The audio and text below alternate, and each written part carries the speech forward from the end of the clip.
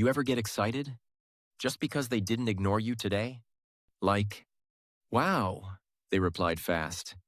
The bar is literally on the floor, and you're celebrating consistency, like it's a personality trait. No, that's confusion. Wearing a romantic outfit. And this is where most people go wrong. Not in who they choose, but in what they ignore early. You fall for consistency too soon. They show up for a few weeks, text regularly, seem interested, and you relax and assume it means something before it's proven. But early consistency is easy. There's no pressure yet. Watch what happens when life gets inconvenient. Do they still show up or slowly disappear? That shift is your answer. You explain away small things. They cancel last minute, reply late, feel slightly off, and you smooth it over. They're busy. They didn't mean it. But small patterns don't stay small. They repeat. If you have to explain it now, you'll be tolerating it later and calling it understanding. You focus on how they treat you, not how they treat pressure. Anyone can be kind when things are smooth, but watch them when they're stressed, annoyed, or not getting their way.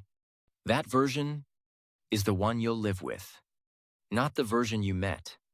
You avoid real questions because you don't want to seem intense, so you keep it light, fun, easy, while building real feelings on unclear foundations.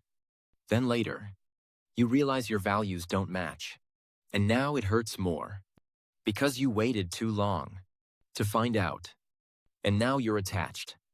You translate vague answers into hopeful ones. You want something serious. They say, let's see, and you hear, maybe, but vague is not alignment. It's delay. You ignore timing. They tell you they're not ready, but you stay, thinking time will fix it. It won't. Time doesn't create readiness. It just reveals who was never ready to begin with. You confuse intensity with compatibility. It feels strong, fast, a little unstable, and that excites you. But strong emotions don't equal strong foundation. Sometimes it just means your nervous system is activated, not that you're actually aligned. You stay after clarity appears. You've seen the inconsistency. You've felt the distance. You know something is off. But you wait for confirmation you already have. You just don't want to act on it. That's how time gets wasted. Not from confusion, but from ignoring what's clear. You date potential, not behavior. You see who they could be. If they changed, grew, showed up differently. But relationships don't run on could. They run on what is happening. Right now, you stop checking yourself. You feel anxious, uneasy, uncertain.